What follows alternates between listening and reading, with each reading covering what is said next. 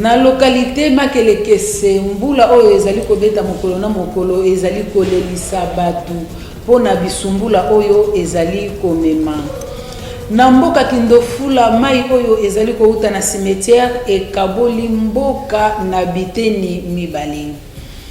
To katisi na ngambu ya marché bitula kuna salité eleki tellement mingi PSOS ezali lancé à l'égard ya ba autorité ya territoire. Preview. To pesi bino mbote bino oyo bozali kolanda RCM TV na banda kuna bino mokolo ya lelo na bambula oyo ezali ko betaka mikolo na mikolo kuna na localité Makelekese na quartier Océan mbula ezali ko beta koko isa banda coupe esali ba tête ya érosion ebele oyo ezali kolelisaka bana ya mboka na yango tokolanda chef d'avenue Chikose oyo azali kolobela biso na bapasi oyo bana ya Makelekese bazali kokutana na yango tolandiye na caméra ya Laurent Pitra. Zana Makelekese na avenue Yezi précisément na localité na quartier Océan. Bon, nous avons la population maille bandaki biso depuis 1h du matin, depuis 23h. Tous ces mobilisés, tous ces méthodes maîtriser la maille. Pendant nous savons depuis 4h du matin pour maîtriser la maille, pour pouvoir mandalala, pour voir étant chef d'avenue, mobiliser la population pour tout canaliser la maille, tout canaliser, tout canaliser. Nous avons une pression. Bama est aussi parti pendant. Il y a la pression et diminuer. Je pense que le monde a tiré ses coups. Administrateur territoire assistant à la Kiawa.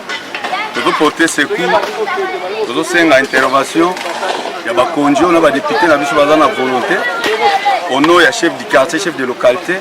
Et tous les chefs d'avenue, parce que les gens ont moins de partout, ils ont les makambo bama. Ils ont une population qui se mobilise pour maîtriser maï, parce que maï est outil à reprendre partout. C'est quand ils ont maîtrisé, on peut jouer canal. Tokatisi na village Kindofula esika wapi mai oyo ezali ko utaka na cimetière e kaboli mboka wana na biteni mibale na yango tokolanda maloba ya notable pe président ya ba jeune oyo balobi na bakonzi ya mboka pona kosunga bango na kobungisa ka mboka na caméra ya Laurent Pitra. Omoni nzela na biso ndenge ça je crois outiki tombe entrée à principal na nani na route sosi au côté Kindofula ceux qui ont tali oh esa source à frontière esa source à frontière metala nzela ndenge za to komi to lembi to keko solliciter même na ba ndeko la biso bai awa ya force navale mais marqué machine na bango za kokufa mais na perenko to komi to lembi mais to so mala bamboka mususu banzele zo bongisama babene zo bwakama mais c'est pas la biso même ata bokomi bosali Kindofula toujours dernier reloko wana net ngai na ndenge na sabwe na reine nanga na souhaita nanga teke non batu basala desordre basala ndenge nazali président ya banotable ba dossier belé na pereko toujours la réponse à sûreté presque yo moko ye jour mona to sala ba salon mbulu esengeli kaka gouvernement faut basunga biso pona nzela oyo sika nde tobikelaka biso nyonso eza libongo bapesher bayaka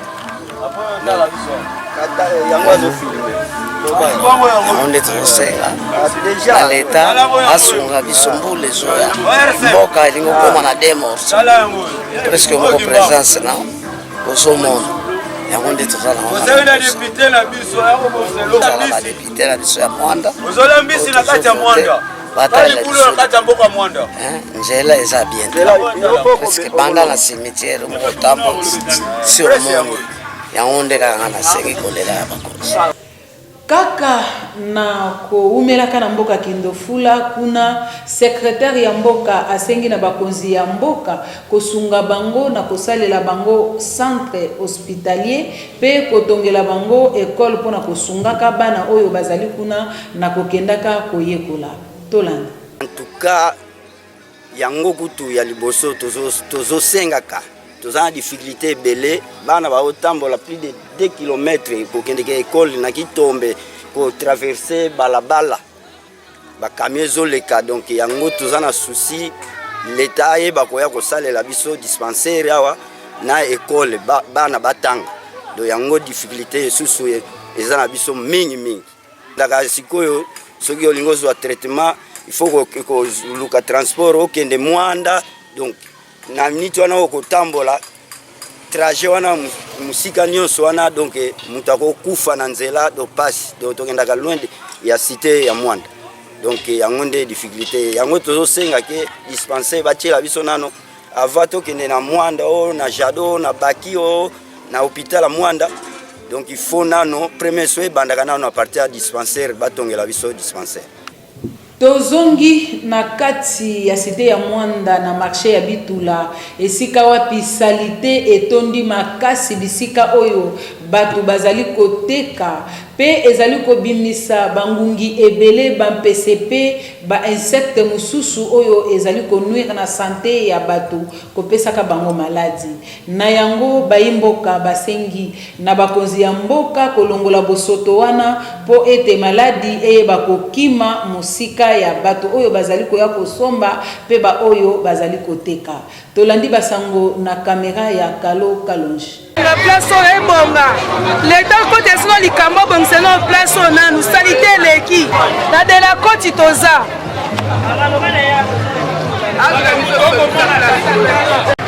Marché central na parti oya Bitula. Toloba tosi tolimba. Batindela biso danki moko soki ya loso e ya kobongisa danki wana toyebite. Soki danki ya loso kokobongisa troso. Koto na yebite. Mukomisu bango ba konti bazi na bango. Baya baleka kaka wa troso na de la côte awa na Bitula soki baleki to betela bango maboko. Toyebite. Soki biso bala bana biso. Nzela, ça ne va pas. Courant. Oyo kutu ba prometa biso to mona na biso. Kaka na marché Bitula tokatisi na ngambu ya batu oyo basalaka na ba machine konika bafufu bazali kosenga na ba autorité locale kosolola na ba chinois po ete basalela bango ba kanevo oyo ekomemaka mai po ete bosoto oyo ezali kotondela bango na sima ya mbula kobeta ezali kobebisela bango musala pe kopesaka maladi na ba santé ya batu tolanda bolai bwa basanga. Lokola bino moko boti ko constater machine à fufu yango bozomona oyo alors ba inondis ba saleté nyonso zo utana kati ya wenze kuna ezo yana ba mai ma saleté moyen to sala exacte donc ba saleté ezo utakuna ba mai ezo tondela ka biso mokanzo lokola bino moko boti ko mona c'est un peu ça. Moyen to sala bon elo na kosenga na bakonzi ya mboka bakoki kosunga biso po canalisation ya mai et soki omoni na sima sika kotie mokongo mai ezokotela na ndenge ya sima alors bakoki kosunga biso soki moyen ezali basunga biso na bato ya bachinois bazosala mosala bakobendela biso mwa canalisation ya mai wana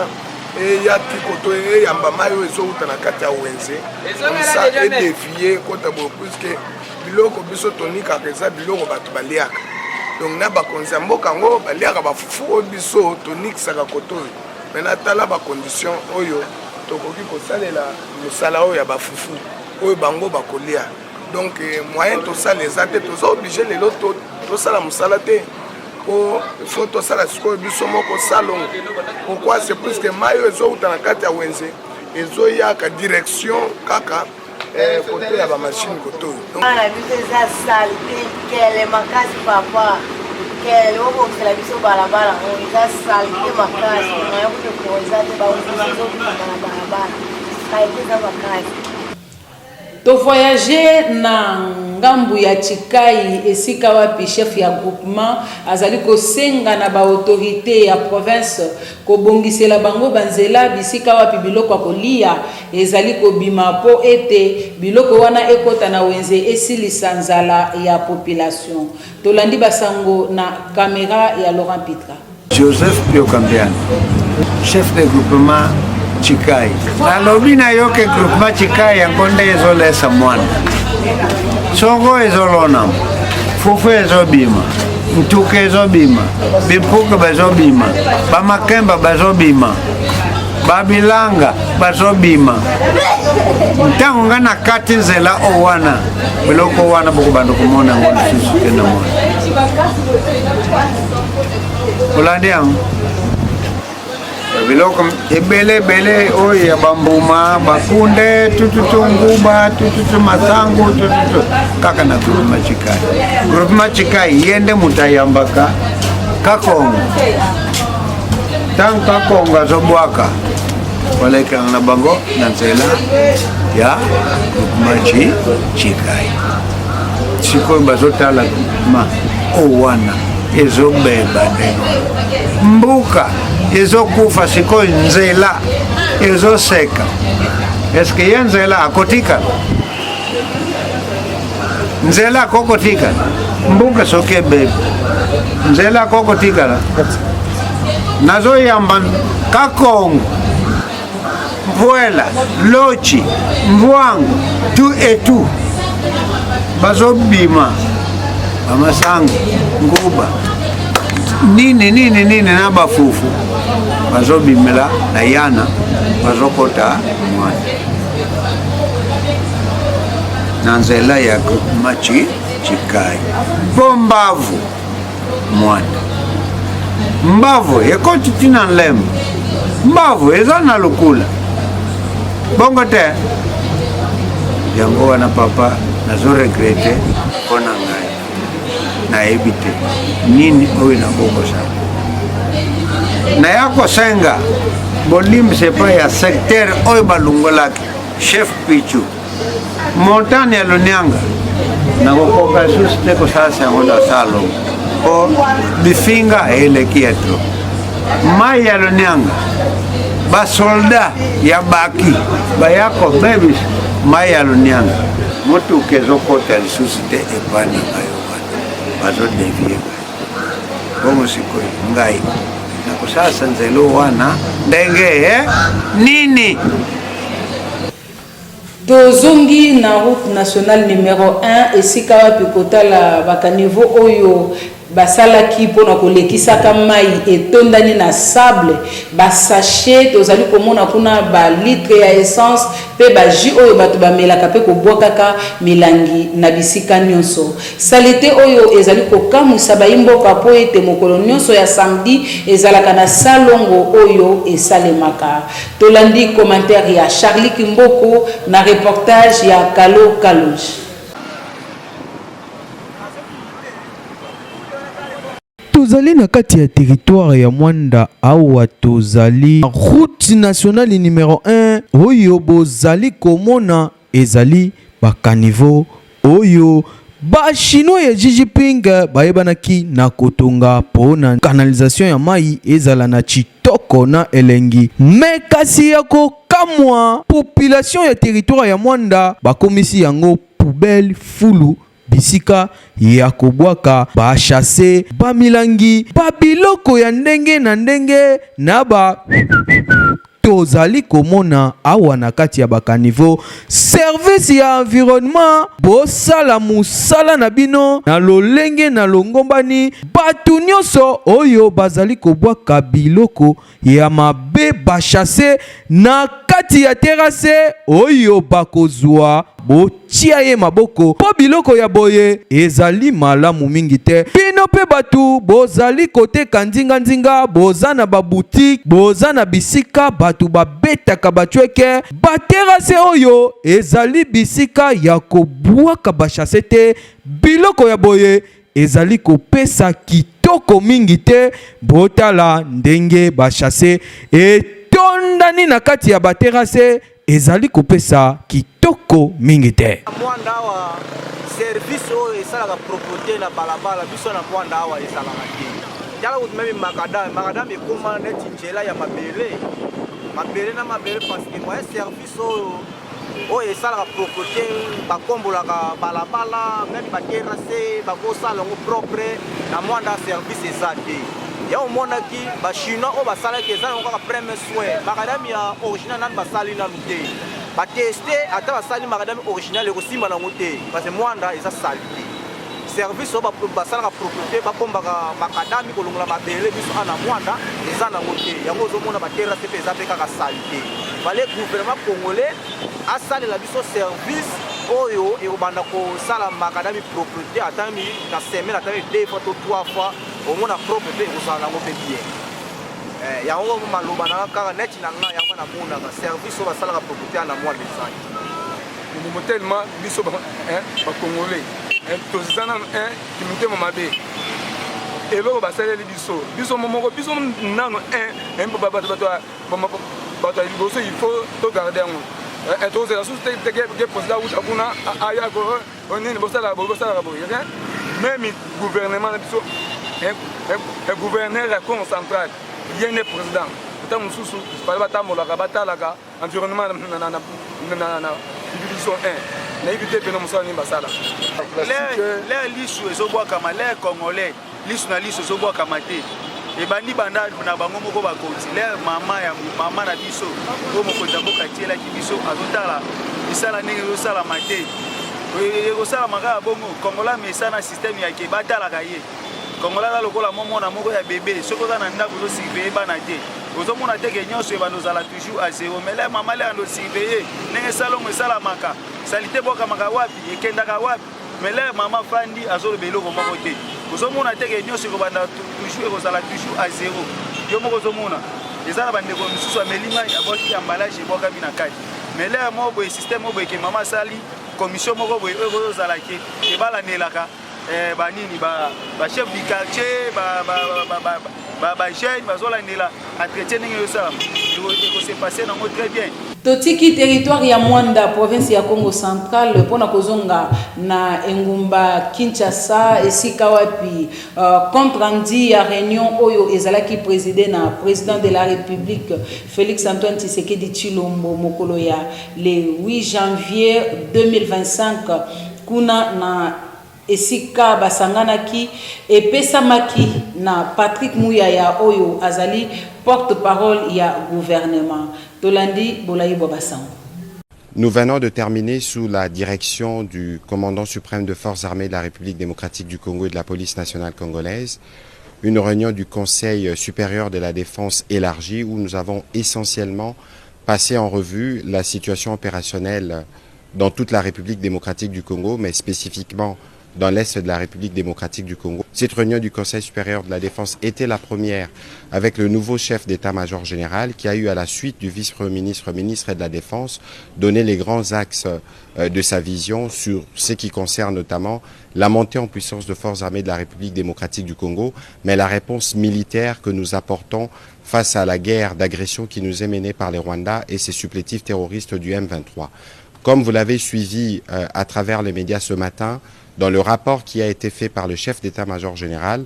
nos troupes ont repris l'initiative et nous ne voulons pas aller dans des annonces, mais vous allez voir que dans le jour qui viennent, la montée en puissance de forces armées de la République démocratique du Congo va se poursuivre et les pans du territoire qui sont occupés par les forces d'agression seront récupérés. Nous aurons régulièrement l'occasion de vous faire le point de ces progrès. Au-delà de la question opérationnelle qui a été abordée dans toute sa dimension, nous avons aussi abordé les aspects diplomatiques de ces questions où vous avez noté avec nous l'isolation de plus en plus constatée du Rwanda qui montre que ce n'est pas le pays qui veut la paix dans l'Est de la République démocratique du Congo. Et de ce point de vue, la ministre d'État, ministre des Affaires étrangères, a reçu des orientations précises sur ce qui doit être fait à ces niveaux. Dans le même esprit, les aspects judiciaires doivent se poursuivre parce que nous notons au vu de l'évolution de la situation, des comportements, des attitudes hauts de mots qui sont suspects, qui ne sont pas de nature à renforcer l'unité nationale ou l'union derrière nos forces armées de la République démocratique du Congo pour mettre fin à cette situation d'agression. Les ministres de la Justice, mais aussi l'auditeur général de forces armées de la République démocratique du Congo, qui participaient à la réunion, vont tous prendre des dispositions à leur niveau pour s'assurer que tout comportement à caractère subversif qui ne rentre pas dans l'objectif premier de la reprise de l'intégrité territoriale de d'autres pays, c'est des comportements qui pourront être sanctionnés. Le même constat a été fait dans la couverture médiatique des événements dans l'Est de la République démocratique du Congo, comme nous avons eu à le relever à travers les mises en garde qui ont été faites. Nous voulons vous dire que des mesures seront prises dans les jours à venir contre tous les médias qui travailleraient dans le sens d'accompagner l'œuvre terroriste qui s'est faite en République démocratique du Congo. Pour l'impératif de la paix, il y a des mesures qui devront être prises absolument pour qu'on s'assure que tous les efforts nationaux qui sont faits pour restaurer la paix dans l'Est de la République démocratique du Congo puissent l'être. Nous avons évidemment eu l'occasion de passer en revue aussi d'autres questions d'importance capitale qui sont traitées au niveau de nos différents services pour nous rassurer que toutes les mesures sont prises pour que la paix soit restaurée, que la sécurité règne partout en République démocratique du Congo. Nous allons terminer évidemment par rappeler la mobilisation que le président de la République ne cesse de demander à tous les Congolais autour de forces armées de la République démocratique du Congo, dont il a à nouveau loué la bravoure et les sacrifices.